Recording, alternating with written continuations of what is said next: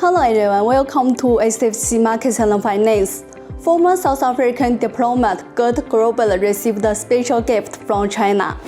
So we were extremely happy about that. We then decided to do, obviously, to respond to the president. Again, thanking him for his encouragement, for his inspiration. On August 27th, President Xi Jinping replied to a letter written by scholars from 50 African countries, encouraging them to continue to provide intellectual support for building a high-level China-Africa community with a shared future and safeguarding the common interests of the global South. Why did African scholars write this letter? How to comment on the 2024 FOCAC outcomes? How will the Global South enhance cooperation in the future? Let's welcome Mr. Grobler. He's also the honorary professor at the Institute of African Studies at the Zhejiang Normal University. Hello, Mr. Grobler. Thank you for joining us. First of all, would you like to share some details on your letter? Yes, no, thank you. I was a senior research fellow and honorary professor at the reputable Institute of Africa Studies, Zhejiang Normal University in Genoa. The Institute started a very important think tank initiative, which is called the China-Africa Think Tanks Forum. We call it CAT-F, in brief. And they've had 13 of these CAT-F meetings over the last number of years. And in fact, it contributed significantly to the relations between China and Africa, and particularly in terms of people-to-people exchanges, academic exchanges, China studies, Africa studies. In March this year, unfortunately, I couldn't attend the meeting, but it was held in Dar es Salaam. It was a very constructive conference. Amongst others, the Dar es Salaam consensus between China and Africa, which contained a number of positive measures to further promote China and Africa relations. And it will continue to do so in future. But at that discussion, flowing from the China-Africa Think Tanks Forum, the scholars continued to talk and say, with FOCAC coming up, the idea was raised, let's write a letter to President Xi and thank him for what he's done for people-to-people exchanges, what he's done broadly for Africa-China relations. That was the origin of the letter. I was asked by the Institute to draft the letter to President Xi, which I did in close consultation with a number of the scholars.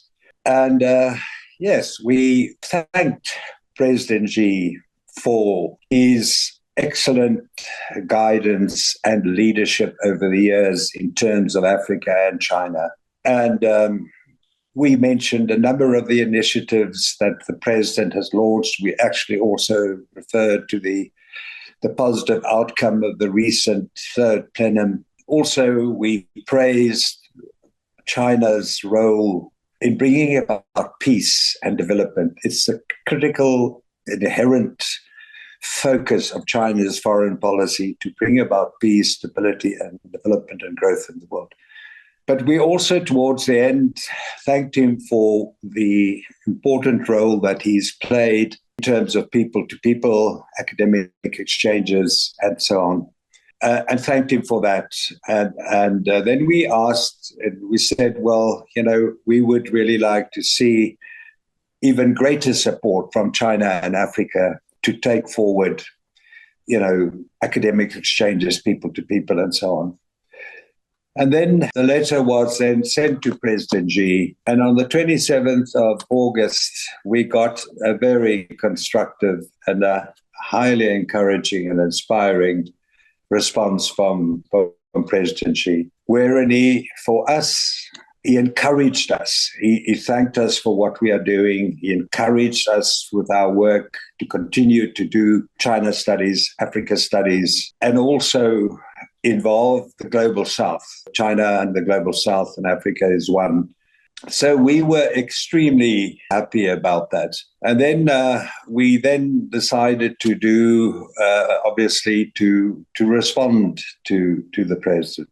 Again, thanking him for his encouragement, for his inspiration, and again, expressing our appreciation for his leadership in his global leadership in terms of peace, development, stability, and also mentioned the very important initiative, the Global Development Initiative, the Global Security Initiative, the Global Civilization Initiative, which the president launched.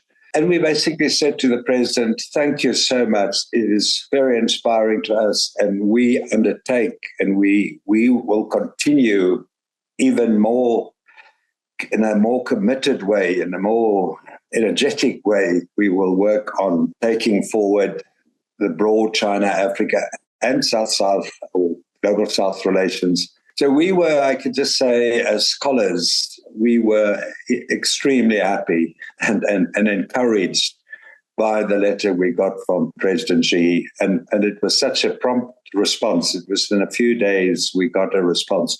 And we were extremely happy. Of course, in the letter, we also alluded to the FOCAC meeting. And the president actually said that he praised FOCAC, which is now in its 24th year, and as a very important platform that has changed the lives of millions of Africans and South Africans through projects across Africa. And of course, the outcome of FOCAC was also widely welcomed by the African leaders, amongst others, our President Ramaphosa. So that was, in essence, the story of the letter. And I think it gave, amongst all the other things that happened at FOCAC, it gave our relations, Africa, China, and getting to know each other better, it gave it a huge push forward. You mentioned the FOCAC, the 2024 FOCAC summit closed in Beijing last week. Did you have any takeaways? Well, I think it was at South Africa. I know my country, my president, is very happy about the outcome of the FOCAC. I think one can say that the positive outcome of FOCAC sort of clearly illustrated that China and Africa are determined to continue to broaden the role and the influence of FOCAC. It's a very important common platform for collective dialogue. And very more importantly, it's a mechanism for practical cooperation. And if one looks at the 10-point plan, all the projects that the president mentioned, it was definitely going to strengthen the China-Africa comprehensive strategic partners and actually raising it to a next level. There were so many positive things that came out, too many to mention, but the fact that President Xi committed China over the next 3 years in financial support, loans, etc., the creation of 1 million jobs over the next few years. And also, there are a lot of others that I haven't mentioned, but I think for us in Africa, one of the issues that's also in the 10-point plan is China supporting the new, very exciting Africa Continental Free Trade Area, which is going to create a free market amongst 1.4 billion people with huge, huge potential. The other one I think that's very important for Africa is agriculture. So I think this FOCAC actually was almost, I say not a turning point. FOCAC has always done a lot, but I think there are so many practical, tangible things that came out of this FOCAC that it's no wonder that the African leaders, by and large, sincerely welcomed the outcome of FOCAC. It's always been doing good work, but this was, in my view, a very special FOCAC that gave new momentum to our relations. Do you think China-Africa relation will be a role model for other developing countries? I think FOCAC as a mechanism is already proving to be a role model. If one looks at Africa has similar interactions with the US, with the EU, with Japan, with Turkey. There are a number of these mechanisms with different names and so on, but none of them has the intensity, the width, the comprehensive nature of FOCAC. It doesn't exist. I always say that since the inception of FOCAC in 2000, FOCAC has actually significantly, in those 24 years, contributed to the transformation of the long-standing friendship and solidarity between Africa and China. We always had a long-standing friendship solidarity. But through FOCAC, it was changed into a multi-sectorial, concrete, measurable, and mutually beneficial relationship. And I say again, none of the other countries, they're lagging far behind in terms of operating with Africa. And, I think not only through FOCAC, but, there's the BRI, which haven't talked about, the Belt and Road Initiative. All these combined, I was posted to a number of countries in my diplomatic career. I worked in the US, and I worked in Japan, and I worked in Germany, and I worked in Spain. And in none of those countries, and of course, if you're an ambassador abroad for South Africa, you don't only work for South Africa, you also work for Africa. And I must say that in none of the countries that I find the same commitment and the same determination to improve relations. You worked in many countries. From your perspective, what's the difference between China's approach and the West's approach to Africa? Yes, I think what you find now is China has made so much progress with Africa through, as I say, FOCAC, bilateral relations, then FOCAC, and then the BRI, that Africa's and China's relations, trade relations now, its trade volumes have moved up to $282 billion. Now, I'm not even sure where the Americans are, but they are far behind. And of course, they promised things which they never delivered on. So there's a great degree of skepticism in Africa about its relations, not only with the US, also the EU, Japan. You cannot compare the comprehensiveness and the size of their projects or their initiatives to that of China. I was really impressed, as I said, when I came to the Institute in Genoa. I was really impressed with the commitment and the devotion of the people and the hard work that went into the relations between China and Africa. Also at the Institute where I was, we were involved with a number of projects, people-to-people, economic projects, many social projects. So China, I think, is truly way ahead of the other countries. And of course, this leads to negative articles and negative views about the role of China in Africa, and China wants to do this, and China wants to take over Africa. That's all nonsense. Because, I got to know, and my African scholars friends got to know what China's foreign policy is all about. It's peace, development, growth, based on a win-win situation and based on mutual trust. And this is one of the things, if I talk about the West, there's no trust the trust between China and Africa is at a different level than what you get in the other countries. I'm very confident about and optimistic about the future of China-Africa relations. And as I said, the recent FOCAC played, I think, a very important role to move us to a next strategic level in terms of our relations. So you didn't agree that the West media said China's investments in Africa is debt trap, right? No, that's negative propaganda. That's malicious propaganda. Because if you go and look, I mean, obviously, often in the context of the BRI, they are saying, oh, no. But if you look at the real facts, Africa owes Western organizations and institutions like the World Bank, the IMF, they owe those organizations much more than what Africa owes China. So it's a malicious, unfortunate approach of this debt trap that the West is adopting. And I can just say, talking to many of my African colleagues, is that they don't agree with this approach at all. I mean, it's not true. And if there were problems, if there were issues with certain countries, also in a BRI context, China stands ready to discuss this through dialogue and say, how can we solve this? Where China immediately, if there were problems, to manage the debt,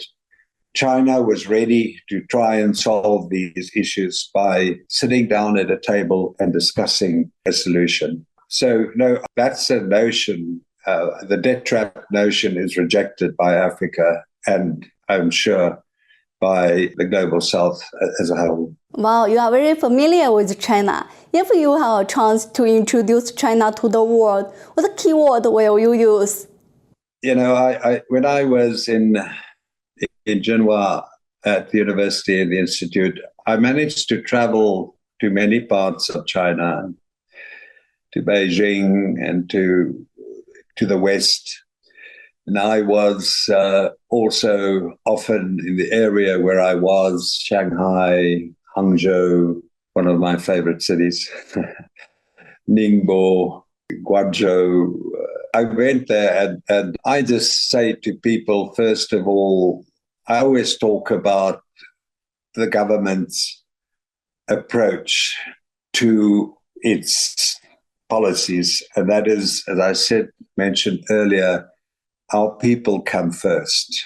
And to help people, enable people in the country to move to a higher level of development. The World Bank has said, and I often mention that, I've seen the statistics that over the last few decades, you had more or less 800 million Chinese have been enabled to lift themselves out of poverty. And then, of course, the peace, the foreign policy of China through this modernization and opening up and reform. The foreign policy of China is peace. And I said that here in that country always. China wants peace. China wants stability. China wants international cooperation. I've often said to people, China would be ready to work with other countries like Japan, with the US, if they are willing to do that there are joint attempts to improve the situation in Africa, whether it's economic, agriculture, whatever. China stands ready to do that. Whether they stand ready to do that, that's the question. And then they come up with these debt trap accusations and false accusations. Now, if we talk about China's, what really struck me is the cultural side, how you take care of your heritage in your country. I visited many museums and was always impressed how well that was done. There were some very beautiful parts of China with beautiful landscapes in a number of provinces I visited. I actually encouraged many of my friends to go to China, and there are still some of them who are actually going now to see the country. and to experience it firsthand. Now, I actually, in the time I spent in your country, I have developed a very strong admiration and respect for your country, your people, your leadership, your culture, of this 5,000-old civilization. I was very impressed, and I hope to return there at some stage in the fairly near future. You also traveled to Guangdong. What's your impression? That area is just phenomenal. I was so impressed with the economic activities, the technology, the science. It's a hub. It's just this very busy economic hub. And I can perhaps just mention that South Africa at the moment has an embassy in Beijing, obviously, and we have a consulate in Shanghai. But we are now thinking of also opening a consulate in Guangzhou in the fairly near future because of the economic, technological, financial, importance of that area, that region. China and African countries will work together to advance their respective modernization. What's your understanding on Chinese modernization? Well, President Xi often talks about that. Modernization, we all know that China is moving step by step forward in terms of its economy, in terms of, everything in the country. I was very impressed when I read all the documents from the third plenum where they talked, President Xi and other officials talked at length about modernization. And it's a modernization not only of the economy, it's a modernization of the social system. It's a modernization of the foreign policy. I mean, for me, China's policy, a foreign policy as a diplomat of making peace, wanting to solve problems through negotiation and dialogue, that's all part of modernization of your foreign policy. And we hope that many other countries will follow that. Modernization, a lot of the issues that were put on the table, proposals at the third plenum, dealt with very important measures that will help to modernize China in not only economic ways, across the board. So I think for Africa, and there is a strong interest in Africa. I talk to many of my colleagues and scholars here that say there are so many lessons to be learned for Africa from just the third plenum, but I mean everything. Poverty alleviation is also an issue which President Xi and President Ramaphosa, and I'm sure other African leaders talked about. How does China lift people out of poverty? And there's always been, if you look at this part of modernization, but you look at the existing China model for economic growth for development, it's a model that's admired by African countries and by many developing countries, the global south. I think we will see, as we've seen at FOCAC, increasing cooperation between African countries and China on modernization, as I say, across the board, whether it's economic, social policy, foreign policy. That's what we understand under modernization. The Global South has been a key force for the international order. How can the Global South countries enhance cooperation on global governance?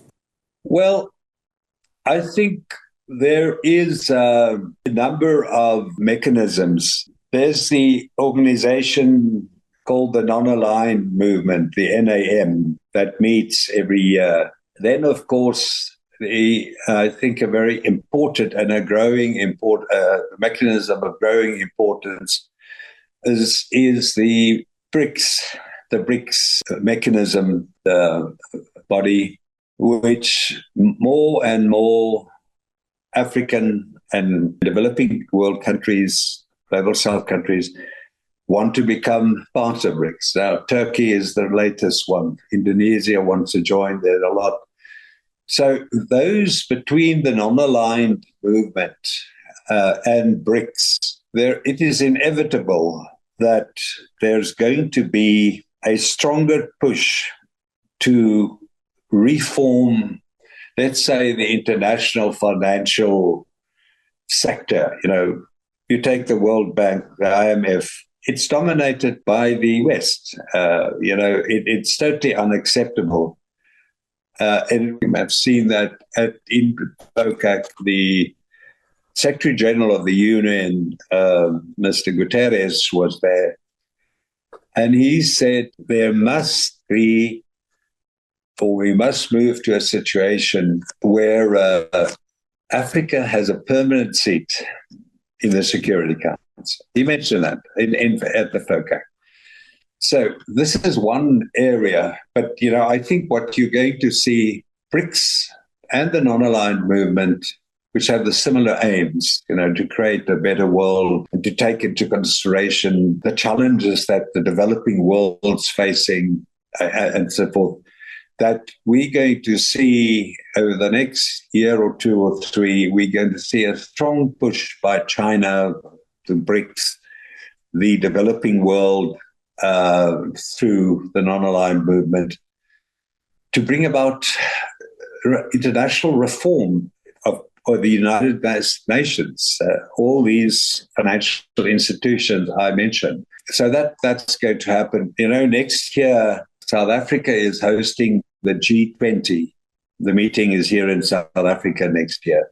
We were very pleased that South Africa was a member of the G20, but there was a very strong push from South Africa, supported by China and other countries, for Africa to become a member of the G20. So Africa has now become a member of the G20. So that's going to be a very important forum where they're going to sit next year, and Africa, China are going to say, we want this, because Western countries will all be there. I don't know which president from America, but he will be there. And then the French will be there, the British will be there, and so on. That's going to be a very important meeting where and our people are already planning with China, with other developing countries and global South countries about what are the issues, what is the agenda we want the G20 to look at. So that's going to be a very important meeting in terms of reforming the international financial area sector, the UN, and so forth. So we're looking forward to the G20 very much. Like you say, South Africa will host the G20 summit next year, and it also hosted the BRICS summit last year. I think South Africa is becoming more important in the developing world. How do you think about the China-South Africa relation? The people in South Africa were very happy with the visit by President Ramaphosa to President Xi. There were wide television coverage. We've always had a good relationship with China. We've always been a very strong supporter of the One China policy. It was reaffirmed by President Ramaphosa when he came back to South Africa.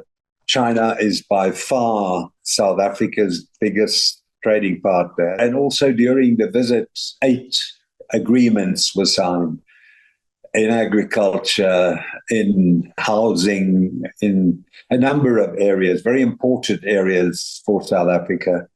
And they raised the level of South Africa's relationship from a comprehensive strategic partnership to what they call an all-round strategic comprehensive partnership. I don't know whether one can go higher than that. That's where we are now. But I'm very optimistic that the relations are going to go and just continue to flourish and grow. Looking ahead, how will China-South Africa relation promote China-Africa cooperation?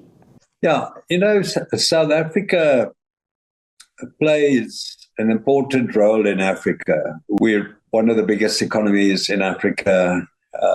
We play a very active role at the African Union in Addis Ababa. And we will then, in the context of the AU, and of course, then we have the regional organizations like SADC, you have COMESA, you have ECOWAS in Africa, and all those mechanisms will now focus on the outcome of FOCAC, and to take step by step. Many of the countries, as you know, their president saw President Xi, for a bilateral discussion. So a lot of things have come out which these countries will now collectively through the AU or through the regional economic communities or on a bilateral level, the relations will, my view, did receive a huge injection and new momentum to work together. So that's what I said earlier on. I think this FOCAC was a kind of a turning point. I think it's now going to give an added urgency to the relationship between China and Africa. And as I said, Africa, by and large, everyone basically do not agree with what the US is saying about debt traps and, the China is a threat and so on. They don't accept that. I'm very optimistic that the relations will continue to grow and flourish. All right. Thank you so much, Mr. Grobler. See you. So, thank you. True friends always feel close to each other, no matter the distance between them. So do China and Africa. We believe China-Africa friendship will be everlasting. That's all for today's show. Thank you for watching. See you.